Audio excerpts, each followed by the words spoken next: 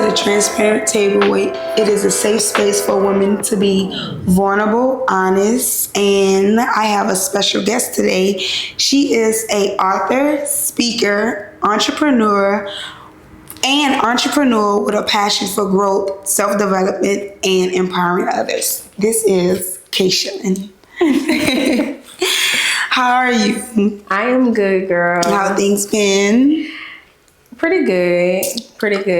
Yeah. Not too crazy. Okay, so one of the first questions I want to ask you is, how is your mental health? Where are you now with mental health?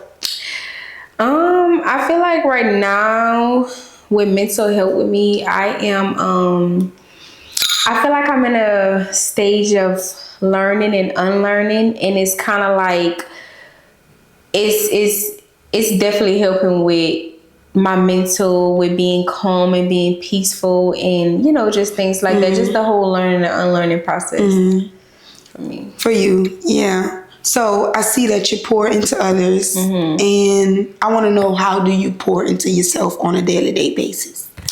Honestly, these days, me pouring into myself has literally been reading my Bible. That's literally the only way that's the only way I found to pour in myself. Getting in my car, having a conversation, if like reading the Bible is something that I just really can't get with at the moment. I get in my car and I talk to myself. Talk to God, of course. That's my way of talking to God, and I just feel like that actually does something for me. I leave feeling peace of mind. I leave feeling heard and understood, and poured into, cause I pour out how I feel, and He gave me back promises, revelation, and just all of that. Ooh, that's good. All of that. So on your journey with God, what have you been through to get to the place with Him? Because we all have to go through something to get to a place with God. Tell me a little bit more, what you had to go through. What led you here? I felt like I was missing some type of love. I just feel like, we try to get people to love us a certain way. We want the love to be perfect. We all want perfect love. We all want people to do perfect by us. But I had to realize that's really not how it goes. Like the love God gave you. That's not how it goes. So I felt like I just was missing something. I just couldn't find it nowhere. And I'm just always somebody who's trying to figure things out. I'm always trying to get to the next level. What's the next thing to do? And I'm a last child and her only girl. I never really had friends for real. I have friends, but it's like, I don't talk to my friends every single day sometimes. So, and sometimes they don't have the best advice for me. So it's like, I had to find a way to get it without depending on a human. Or, something like, just basically depending on a human. Because I felt like everybody have their own testimony. Everybody have their own opinion of something. Everybody have their own way. The way you do it is not the way I can do it. Your testimony is good. It allows me to know that God is still doing something. But the way He's going to lead me is not going to be the same way He led you. So I just felt like I needed to connect to the real source. And stop looking around, because social media have a way of trying to influence us to get into the worldly things, and that's not what's up. Right. That's not what's up at all. Because I know I was in a place in my life too where I was also trying to find love from a man. Yeah. That's where I was like, okay, he can love me, then I'll feel complete. Yeah. Which no man, woman, family, brother, sister, nobody can give you the love God can give you. You're not going to find full security in the world or a man or anything else like that.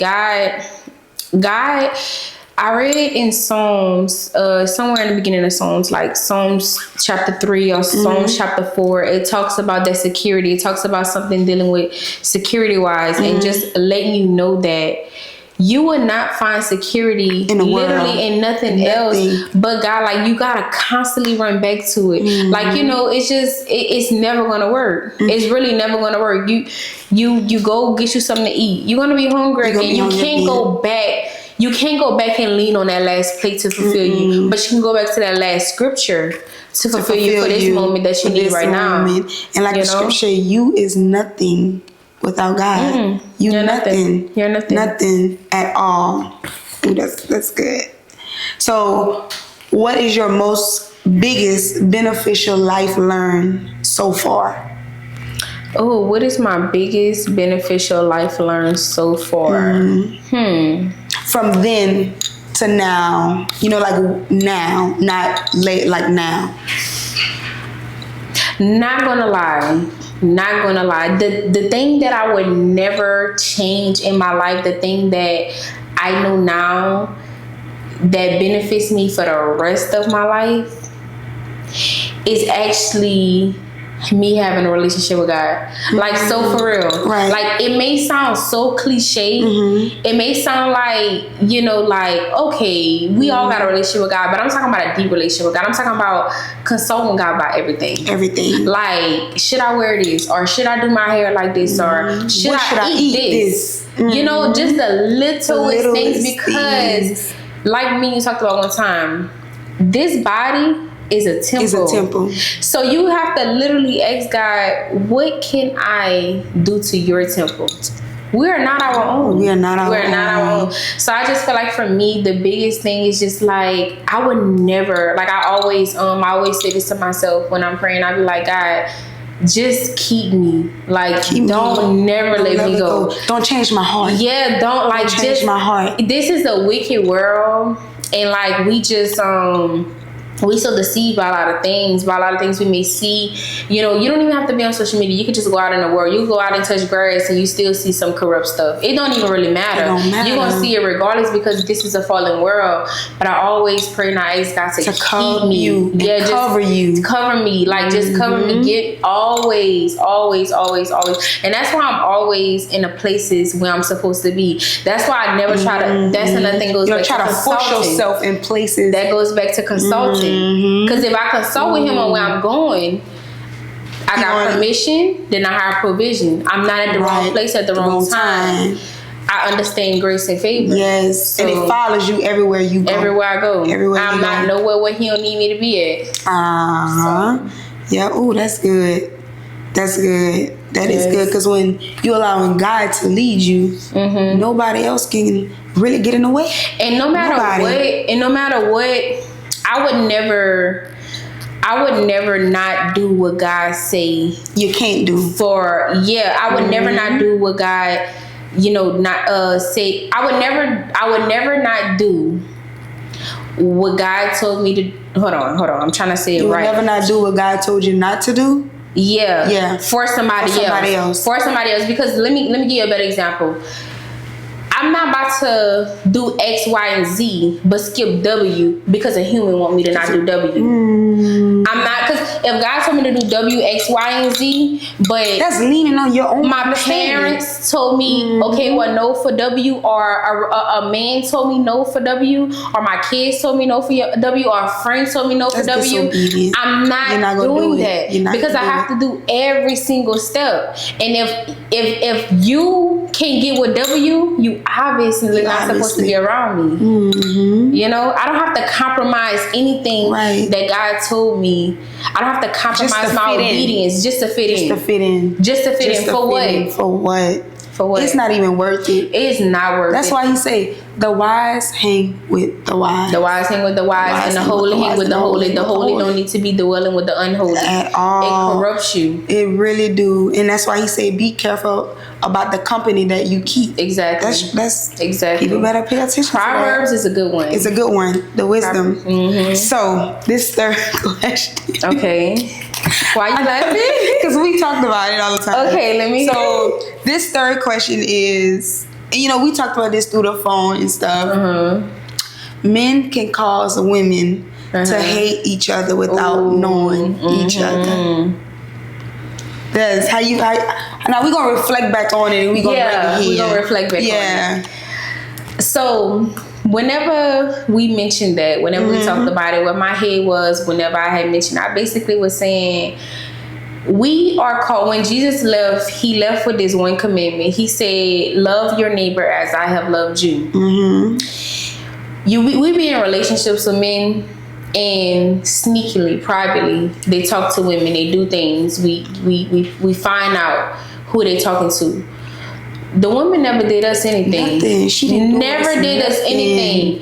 And as women of God, and as speakers, and as women that are called to encourage people and be evangelists and all these things, we have to forgive somebody that we don't really know. We gotta heal from trauma of a woman that we don't even know. We have to side eye a woman that we don't even know because she was a part of pain. She was a part of our pain. She was a part of our pain. And you know, sometimes I do feel like they know, but for the ones who don't know, those are the particular ones I'm kind of referring to, because it's like, you know, you know the pain of a woman. Yeah. And you see, like, I do hair, I'm a speaker, so it's just like some people I just probably wouldn't respond back to, because it's like I would be doing hair out of my house. I don't want you to my house because I know something. Right. I know something. I don't care how far long ago it was. I just know something, and I just know men. I know a little something about men, especially an unhealed man. It doesn't matter how long ago it was. Some men are very pretty, cute. Right. It's like they need validation. They need to be seen. They like that. They like it. They love it. So, and you know, that happened to me one time. Like, I'm envying a woman because of I caught her texting him on the phone, but it's I'll wait till she leave, and you know about it. You a part of my pain. Yeah. And as much as people might not think that, you are. Even though it's like, don't go after the woman, right? Don't go after the woman, but this woman is a part of my pain because she knew. Why would you want to sit up here? Just the pain of a woman, period. And you know what I'm kind of upset about for women who still do that? Just no growth. It's no growth, but I just feel like you have to experience that. You're going to have to experience that, because let me tell you. What you reap, you sow. You don't just think that you're going to destroy another woman knowingly, because you gotta feel what you did wrong to where you never do it again. It's no way that you're gonna just say, okay, it's no way you're gonna wholeheartedly feel like something is wrong unless you have to grieve it. Right. They obviously don't know how wrong that is. They really don't, because if they did, they wouldn't do it. You gotta feel that heartbreak of the pain to know how that feel, how to grieve being heartbroken. Yes. You know what I'm saying? Because if you didn't, you're going to play with it. Keep playing with it. You're going to play with it. Keep on playing with it. And you know what? They got some people who felt it. But for some reason, they still play with it. But you know what? I don't know. Right. Them, I don't know about. So what about, like, the women that have had kids with the wrong man? You see, now that part, I think that's a generational curse that has to be broken, period. I think that's something that has to be broken, period, within this generation. Because I just feel like that had to been taught a long time ago for women to understand that, women and men, not just the women, because they both had to do it together to create that child. Right. I feel like you have to follow the blueprint. You have to. Because I had 2 kids out of sin, but you see. Because if you follow the blueprint, you're not going to marry anybody. You're not going to talk to anybody. Right. You're not going to give anybody your attention. You're not going to give your body to anybody. Right. So when you go have those kids and when God put y'all two together, y'all are healed and y'all are healthy. Yes. So y'all are healthy enough to have kids. Right. We are so unhealthy and so unhealed and having kids and having to deal with them, and we unhealed, and they have behavior problems, but we got our own problems. We're trying to teach them, but then when we teach them, you can't do that, we turn around and we doing it because we unhealed. And the thing is, I think that, and I'll talk to myself in this area, that sometimes we get hooked up with a man that we was never supposed to be with. Never supposed to be with. Now I didn't have a kid by a man I was never supposed to be with. So now this child has to fight two sides that was never supposed to be in her. Like be in her, like generational. My mama hooked up with him. My mom and dad hooked up together and they wasn't even supposed to be together. And now something is fighting me that I was never supposed to fight. Exactly. I was never supposed to deal with. You see how I look at that is? I look at that as grace and favor, because let me tell you, your husband has grace for your child. Yes. My husband has grace for my kids, if that's not, whatever the case may be. But what I say that to say, when God is dealing with your husband on his journey to meet you, to find you, he's already instilling forgiveness, grace, patience, loving, kindness for that baby. He's going to love her like that's his. And there's grace for that. There's grace for every single thing. Every single thing. You just gotta come to him. You just gotta come. You just gotta go to God. And one of my prayers always is that God send me definitely a man that's gonna be a father to my child. Oh yeah, your husband will be a father to your child. He will be. So. I promise you, he will be. Yeah, I'm telling you, there's grace for that. Like you already repented. You already asked for forgiveness. That's it. That's done. All right, that's done. That's big for me. Yeah. Okay, so the fourth question. Because you just keep laughing. Yeah. I'm just wondering, like. Okay, so the fourth question is, where are you now? And what are some of the things you still suffer with? Lordy, I'm in a transitioning season, and I'm definitely suffering with obedience. The transition season, God right now is teaching me you gotta move in the dark. I don't care. Like, I don't care what nobody tell you. Nothing is miraculous going to happen. You have to learn how to move in the dark. You have to make a plan in the dark. People like to make a plan only in the light. Right. But whenever there's dark seasons, what you do? What you going to do in the dark seasons? Because if God is going to build you up and you have many nations, as he promised. He did promise that. How you're going to move in dark seasons. I think about Moses. If you really think about that, like you, Moses, leading all these people, these are like seriously people. This is no joke. This is real people. They constantly complain. They coming back saying, "Why did you even come get us out of Egypt? We could have just stayed there and died." Everybody in the Bible have dealt with something. Yes, everybody. So I just feel like you have to know how to move in those seasons where, especially being an entrepreneur, you gotta know how to move in the dark. I just feel like this transition season, it has been so hard. It has been so long. It's so not glamorous. It's very ugly. Like I don't get dressed as much. It's a whole lot of crying. Sometimes I just be crying and I just don't be knowing why. And I just be having peace that don't make sense. It does. I be like, what? Like that's how you know God is in the suffering. Girl, I ought to be losing my mind, but it's just like God reminded me, like, nothing has never happened. There's grace and favor over your life. The devil is going to try to trick you every single time and make you feel like what can happen. But God said, I already withheld that because you are sticking beside me and I'm sticking beside you. So you don't have to worry about what could possibly happen because it's not going to happen. But this is how he gave it to me, the analogy. It was like the lights, red, orange, and green. He said, you're literally an orange. But the devil keep trying to make you see red, like you sitting in the consequences. And you're never moving. He said in orange, you could still go. You could still move. You could still do whatever. Red, you gotta stop. You gotta stop. You stuck in whatever. What you gotta stop. You'll be stuck in a situation. You gotta face the consequences. Just like I was talking about the wooden yoke and the iron yoke. Yes. I'm in the wooden yoke phase. But I'm struggling with obedience. And I don't want to struggle with obedience. I constantly pray about that because obedience is a sin. It is. You cannot not do. That's like God saying, hey, go do this for me. Your daddy coming to you like, hey, come do this for me. You're 12. Hey, go do this. Go put the trash out. No, I'm not doing it. That's I'm going to do it later. That's disrespectful. And that's a consequence to it. It's a consequence. You might get popped in your mouth. Yes. But God didn't come popping in the mouth. But you know what I'm saying? It's a consequence. Get your ass in there. Right, exactly. So yeah, that's basically what it is. And I don't want to be disobedient. I don't want to be disobedient. I'm tired of being disobedient. It's not like I'm being disobedient a bad thing. It's just that he's telling me to do this.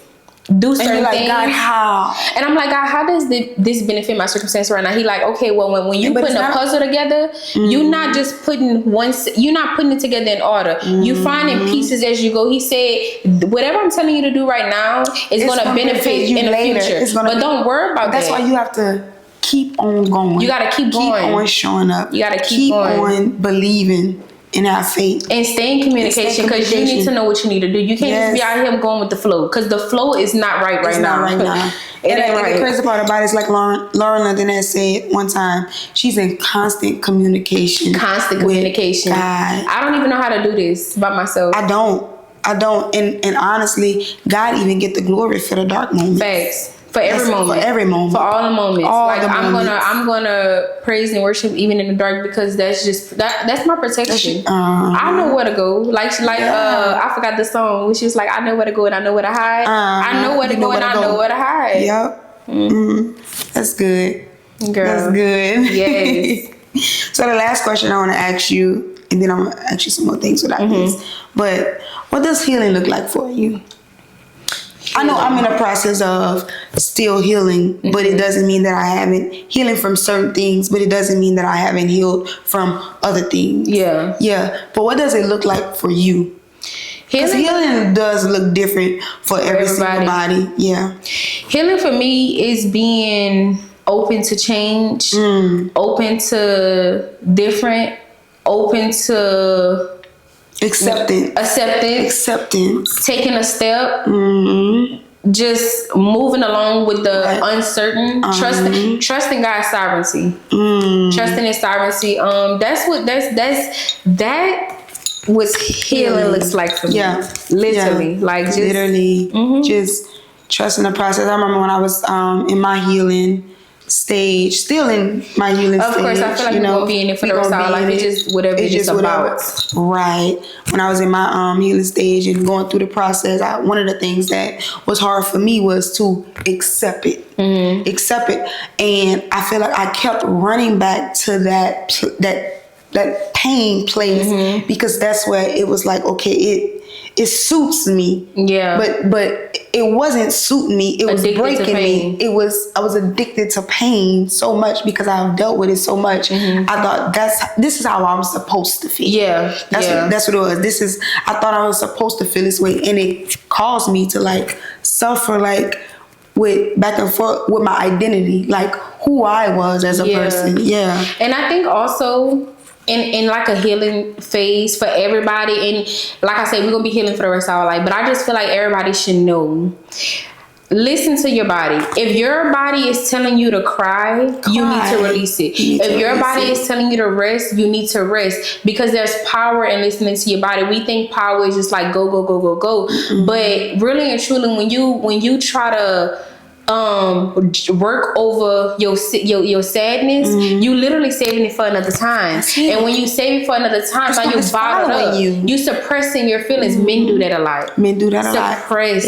Suffer. And it be so hard. You can't even get through and talk to them about nothing because their heart is so hard. And that's hard. You see, I've been praying about that too. Like, I've been asking God, how do you deal with a hardened heart? Like, can I do it? Can I pray over that? Can I help that? Or like, is that something just for you? But I can tell you this, we also have a nurturing. We so nurturing. So when we love a man, we try to figure out what's wrong. Because you know what? This is what I think about. Because being realistic, it's not them. You gotta realize people going through stuff and they're fighting to get through it. And the reason why I feel like God made me go through certain things, when we be like, why God, why me, why this? Because you need to have compassion for other people.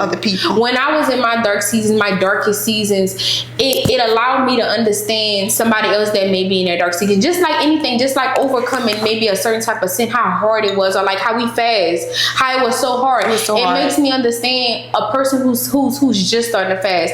I get it. I understand it is hard. If you make a mistake, just keep going. My biggest thing is just keep going. I don't care what you do. That's it. Just keep going. You gotta keep going, because the devil wants you to stop and make you feel like, well, you didn't already messed up. You might as well just stop. And when you stop, you're gonna draw so far back. When you could have just kept going. It's just a little hump that you just did. That's it. You just made a hump. Yeah. All you gotta do is walk over it. All right. right, go on about your business. So after everything that you went through, are you like open, or anything that you have like went through in life, because you are single? Technically, the Bible makes it, technically single. Technically. Yeah. So are you like open to see new people, or? Honestly, I'm reading the book of Jeremiah. Mm-hmm. And I feel like this is the generation that was kind of talking about. Yeah. And I'm gonna be real with you. Like I say, consulting with God about everything. Yes. I don't think this is the generation. I don't think this is generation, because the thing is, I posted something earlier about the yoke and who you're yoked with. They go down, you go down. You're holy, they unholy. You going right along with them. You going right along with them. Lot's wife. She turned around. She went right back with them. You know what I'm saying? I'm just not. Honestly, I'm just so in tune with God. And this is, I remember I told you this one time. I said, you cannot marry nobody until you fully marry God. Fully marry Jesus. You gotta know how to. You gotta let Him marry you. You gotta receive Him. Yeah. You gotta receive His love. You gotta receive His everything. Yes. Because if not, you're not even gonna know how to be treated. You're not gonna know what real love looks like. You're gonna be deceived. Right. So to be honest with you, it has nothing to really do with like me personally. Like, it's not saying that like I want to be alone, but I get my fulfillment from God. And you rather stay single until God really sit up here and bring you to tell me, like, tell you, and I'm gonna know. You gonna know. I'm gonna know. I'm telling you, because I know His love. Yes, I know His love. You gonna know. I'm gonna know. You can't. You gonna know Him by the fruit. You gonna by know all that. This man. And that's how I am right now. Like, I'm more so in my choosing state. Like, I decide who I want to choose, and like we had a conversation the other day.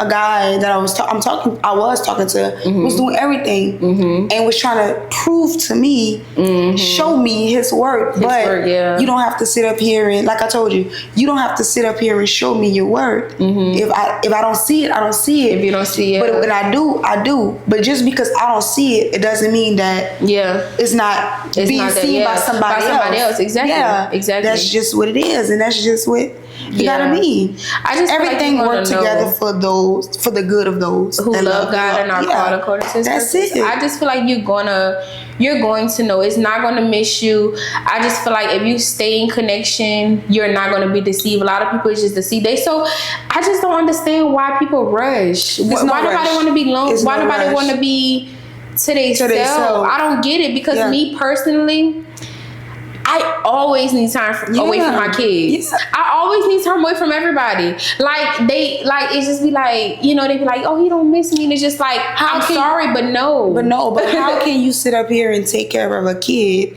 if you're not taking care of yourself? And then it starts with you. It starts with you. And then the fact that we had the kids out of sin, although it's grace for that, it's just like, it wasn't even a time to even have you anyway.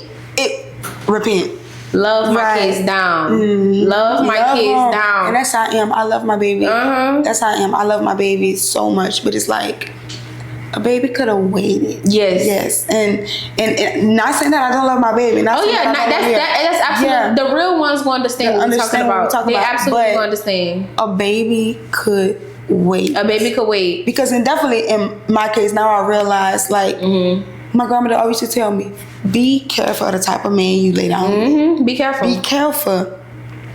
Not everybody is called to be a father. And that's just that. I just leave it at that. And not everybody called to be a mother. And not everybody is called to be a mother. Not everybody called to be a mother. Not everybody called to be a father. Not everybody called to be married either. No. So it's like, that's what I'm saying. It's like, you go to the store, you get an item, and the instructions not in there. You gonna keep on trying to put it up, but it's not gonna work. Right. You gotta go back and get the instructions. Our instructions is God. That's it. It is God.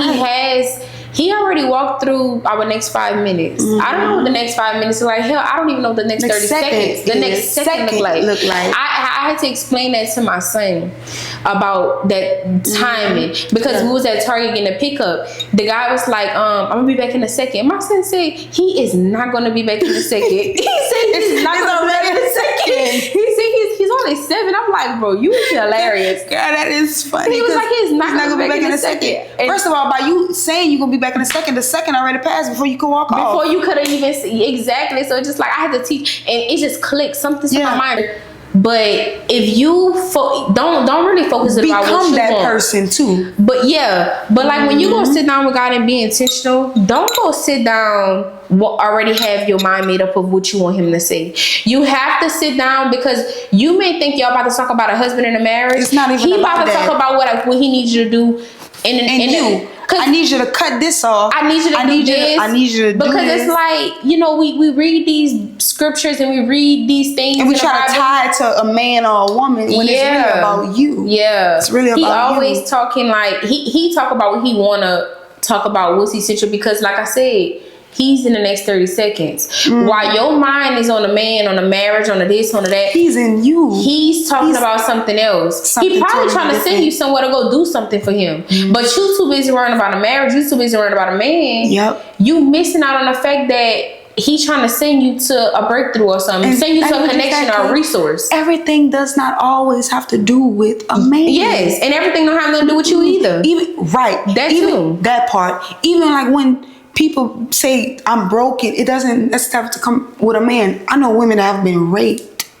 That pain literally people think it'll leave at a certain age, but you will grow up with that pain. You grow up with it, especially if you haven't dealt with it. You didn't. Your parents didn't really kind of take it serious. I know parents these days probably would look at therapy for kids as just too much, or maybe they don't need that. I already know my little 2-year-old. Not gonna lie. He got a little, I don't know if it's a terrible two type of thing, but if he grew up a little older with his little behavior problems, I ain't gotta consult with nobody that's why I'm taking him. I ain't gotta hear the negative comments people have to say. He is going to go see some type of behavior counsel. He's going to have that because this not the type of home that I want. That you want to. Everybody peaceful, but you. We're not doing that. I'm not gonna wait till you get older to deal with that because I understand that fight. And he's gonna be a man. He's gonna suppress that. Who knows? He may cause violence if I allow it. If I allow it to just keep on going, I'm not gonna miss that moment to send him and do what he have to do. You gotta get it while it's small. Get him while he's small. Do it while he's small. I think a kids ministry, like I always like looked into one to do that for real. I think they're much easier. Seriously, like I think they are much easier than older people because our parents let us go so old with the trauma. They don't pay no mind. They just working. And not even just that. I realized like in black this goes on a lot in black homes. When you tell a black parent that you are depressed, they tell you go depress them dishes. Like you don't know what you don't understand mentally, and I'm coming to you because I need you in that moment. I'm so, you know what I am proud about this generation? We take mental health a little more serious. We're serious about it. We're serious. So I could see the next generation being a lot more healed than us. I'm not saying everybody gonna be healed, but I'm saying they're gonna be a lot more healed the people in the next generation because we taking it serious. We are actually, because I know I'm not the only one. A lot of our parents, if we go tell them about therapy, you want a therapy? Oh, that's for white people. What does that even mean? That don't mean nothing. Like, even certain things like the gentle parents say, oh, that's for white people. No, that's not. Why would you want to sit up here and raise your child in that is a bad environment. Communication can go a long way. A long way. Like, what is wrong? Even if they're resistant, you can still be patient. Sometimes I tell my son, go in a room, think about it, pray about it, but then when you're done, come back. Come back. I'm not gonna go off on him because he's a kid, and you know what else? They don't really know what they feel. And as a mom, that's what I'm learning, how to be patient. Because one day my baby did something, girl, and I literally screamed at her, and it was like, I do that sometimes. And it was like, And I'm like, why are you screamed at her so bad to the point she was even scared? She was scared, yeah. She was scared. My little boy. Why is you even screaming at this baby? She don't even know no better. But because how you seen your parents treated you in the privacy. How you see your parents treat you privacy, not in publicly. That's what you doing. That's not okay. It's not okay. But you know, I look at it like this too. We have those shortcomings. A simple apology. Another thing, our parents say, why would you apologize to a child? My mom always tell me stop apologizing. I would literally apologize. If I knew I was wrong, I will apologize. Oh, that's baby and that's this, that's that. No, I'm creating a healthy environment because I want my kids to come and talk to me. Tell me how you feel. I always tell my son, they not safe talking to you, they're gonna be safe talking to the world. Or maybe they're gonna suppress it depending on who you got, a boy or a girl. Depending on who you got. The daddy always saying I'm treating them like a baby, I'm nurturing them too much. No, I'm trying to communicate. Like I have my moments where I'm very like strict. Yes. But one thing my child could honestly say is, my mama gonna communicate. She gonna try to figure out what's wrong with me. She gonna give me my space until I'm ready to talk about it, but she's not gonna leave it alone. Child eventually come out, because you may need the whole day to not talk about it, but let's talk about it tomorrow then. But we gonna talk about it because I want to know how you feel. I'm still trying to navigate my own thing. So to brush a child off because of how they feel or to not be patient, it's kind of crazy because God is being patient with me. I don't even deserve the patience. You supposed to be an example. You supposed to be a reflection of God. Exactly. Patient, so the same way my father loves me, I need to be loving those kids the same way. I need to love them the same way. Yep. I have to, because sometimes I don't even know what's wrong with me. I'm just in my prayer closet screaming and hollering like, God, what is going on? Them kids is the same. Just because they don't say it the same way, the emotions are the same. They really don't know. They really don't understand. So, they don't know. You know, so that's why I say follow the blueprint. Like we said earlier, follow the blueprint, because if you do it the right way, you'll be healthy enough and healed enough to have kids. You won't have to, navigate your own healing process. And trying to navigate that's kind of hard. It's hard to balance. It's intentional. It's very intentional. You gotta be intentional. That goes back to the time and you supposed to have kids. You gotta know. You gotta remember that. You gotta know. You know what? Hold on. We in an intentional moment. I gotta have grace for them. I gotta have grace for them. They don't know and I don't know. We both figuring it out. We both trying to figure it out. We both trying to figure this thing out. Okay, so I have one more, and it's not really a question. I just need you to tell the people that's watching more about your business and where they can find it at. The social media platform. So I'm going to start off with I'm a hairstylist. I'm a glueless wig specialist. I do basically anything, all thing wigs. My wig page is the Kaysh Way, that wig specialist on Instagram, and on TikTok is the Kaysh Way. And then I have an encouragement page, uplifting people, bringing people back to God, sharing my own personal experiences with God and everything, and just letting people know that you don't have to be perfect. He's gonna do it within the process, no matter. And my main thing is keep going. Just keep going. I don't care what mistake you made. I just don't care. You gotta keep going, because he's not looking at performance. He's looking at progress in your heart. Long as your heart grieves when you do it wrong and you want to get it right. Because this week I learned about potential. There's two different types of potentials. There's trying potential and there's stagnant potential. Keep the trying potential, the willing potential, and you're gonna find God, and you're gonna have that genuine relationship, because you don't have a perfect relationship with your parents. You don't always listen. Sometimes you do wrong. Sometimes you miss washing the dishes or whatever the case may be. I know I'm talking to grown people, but when you was young, or your kids, maybe your kids probably, sometimes they don't do whatever you told them to do, or they delay the process. So we not gonna have a perfect relationship, but the willingness is what it is. So that's kind of what it is. I do have a personal page, Special Kaysh. Kaysh is Kaysh. And I kind of just share me being a mom, myself, entrepreneur. Everything kind of goes on there. Like, you get the real me on there, but as on my hair page, you get me being a hairstylist. And on my encouragement page, you fully get God, the Bible studies, and all the things like that. So that's just me. She's amazing. I love a woman that have ambitious and striving to just be more. But thank you for watching the Transparent Table, and I hope to see you guys in the next video. Bye.